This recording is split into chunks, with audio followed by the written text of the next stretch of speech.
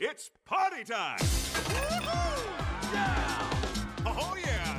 Viva Pinata! Viva, viva, pinata, yada, yada! There's a place where everything's sweeter. Step on the candiosity meter. Meet all the candy-filled creatures. Party animal! All pinatas love to dance. Feel the music start to prance. Boogie like they're dancing our pants. Welcome to picturesque Pinata Island.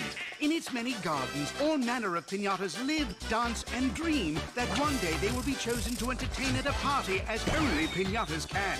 Well, most pinatas, that is. How fun! Shake it, shake it, shake it. Like a party animal. Break it, break it, break it. Like a party animal. Shake it, shake it, shake it. Like a party animal. Break it, break it, break it. Like a party animal! Love to rock and love to bounce. But it's what's inside that counts. Delicious candy in large amounts. Party animal! So grab a stick and take a swing. Do the pinata thing. Come to the place where party is king. Viva Pinata! Carl and Damon here from Brrraains A Head-Banging Life, gbhblofficial for short, and it's They Made What into a TV series, Viva Pinata Season 2. We're into the double figures. We're up to episode number 11 of Season 2, The Transparent Trap and the Catch a Pester, aired June 8th, 2008, YTV. So I discovered going on that effectively, you know, it was being done on CW Kids as well. Yep. That gets dropped. It stopped airing them and it just ends up being the one station again, YTV. I don't know. I can't say it's because like the child in me wants to go. It's because it was shit and it was boring and all that. But it's unlikely. It's probably just some distribution deal, crap stuff like that. Might explain why it wasn't a season 3. Maybe the finance reasons, probably. I don't know. Who knows?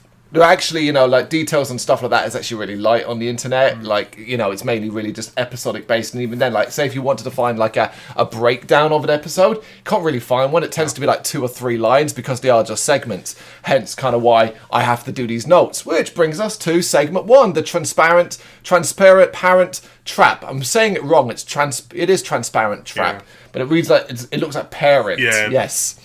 It's been nice up to this point to have some different character stories recently. But that ends now, as we're back to a Fergie-focused episode, beginning with him getting chased by Langston. Fergie hides in a crowd who have gathered to watch the Bomboon try and sell an elixir that can make things disappear. The crowd is unconvinced by his usual bullshit. Can you blame him? Leaving Fergie alone, but of course the Bomboon is able to convince him to buy the potion as it will apparently make him invisible. Every so often there is a point where, you know, Viva Pinata makes me smile or whatever. The fine print part of this makes me smile. Fergie, of course, buys it, gulps it down, and the Bomboon then shows him that he's invisible with a mirror that is just a picture. So, yeah. The Bomboon, I remember when he was first introduced, it felt like he was going to be a big character. He really isn't, but now they kind of do keep him very cleverly, just like whatever they need him to be, he is. Yeah, I mean, every time he pops on, he is getting an entertainment. So I'd rather it than being all like, oh, great and powerful Bomboon. It's less of that now, and now it's more just like, oh, he's a whatever he need. Like, oh, he needs to be a salesman. He needs to do this. He needs to do that. It works.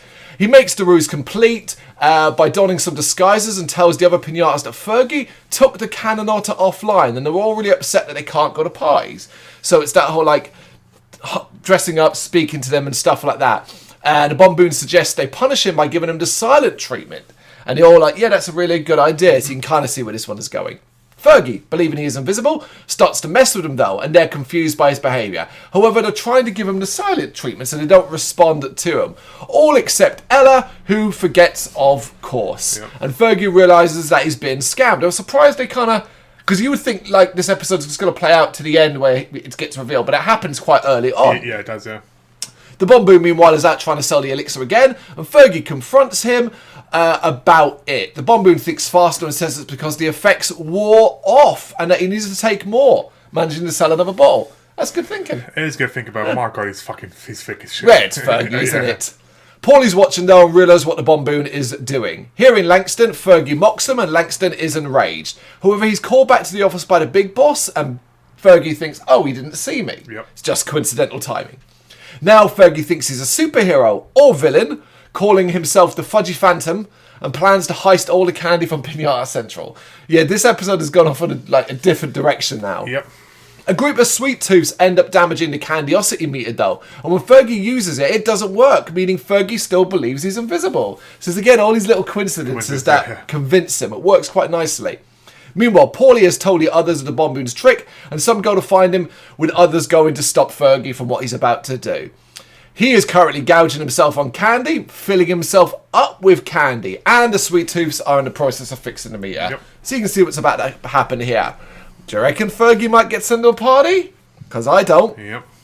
They manage to fix it though, and an hour asleep Fergie is found by the machine and is set to be launched to a party. He wakes up, but it's too late, and he is about to be sent.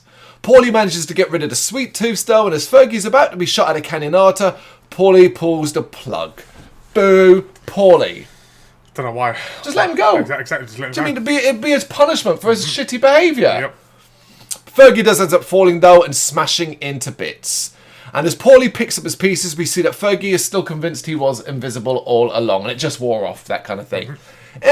It's a nothing segment. Yeah, but again, we spoke before about like, he falls to the floor, he smashes to pieces, his face is like talking still. So, if you, I know it's the fear of being bashed.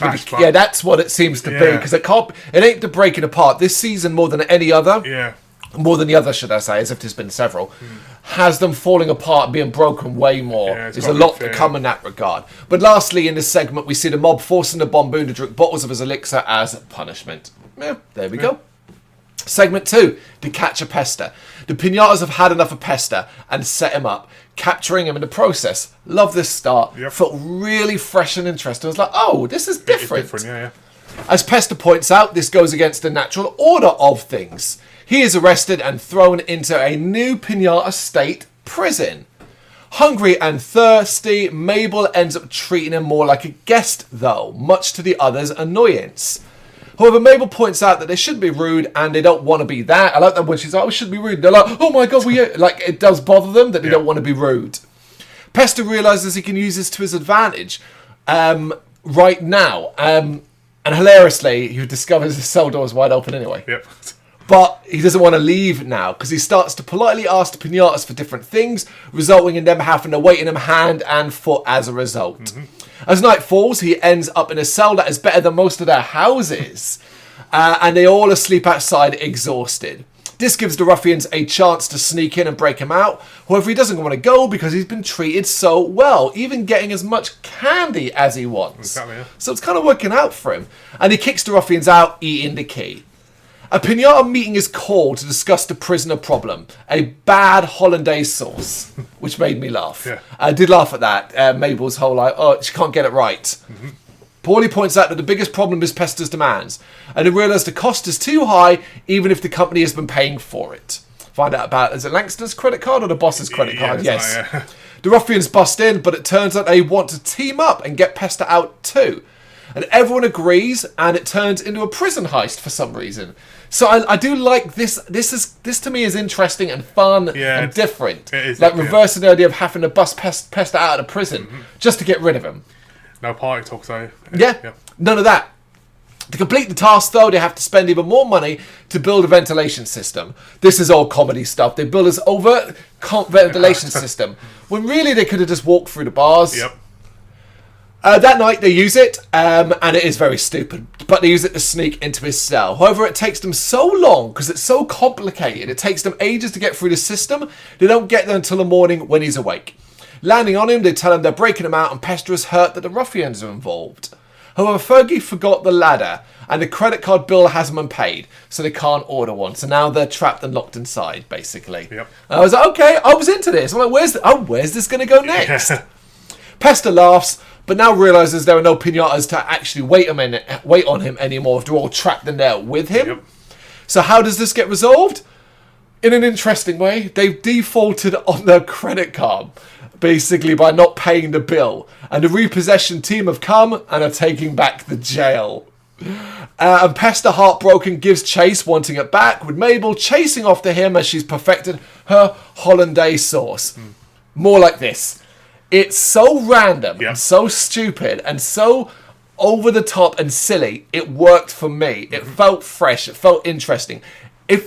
Although I can't do a comparative because I've forgotten half of what we watched in the past, This to me has got to be one of the best segments, just because it's fun. Yeah, I mean, it's different. There's no party talks. There's no flipping Fergie crap.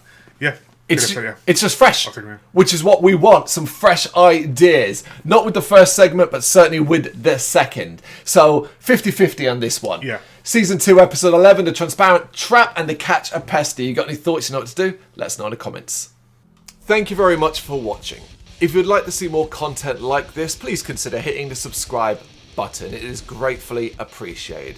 You can find us over at gbhbl.com, our full website where reviews, news and so much more goes up daily. We're also on all social media platforms, Facebook, Instagram, Twitter, Threads, at gbhbl. Just search for gbhbl and you will find us out there. We also have merchandise on sale. You can access the shop via the website.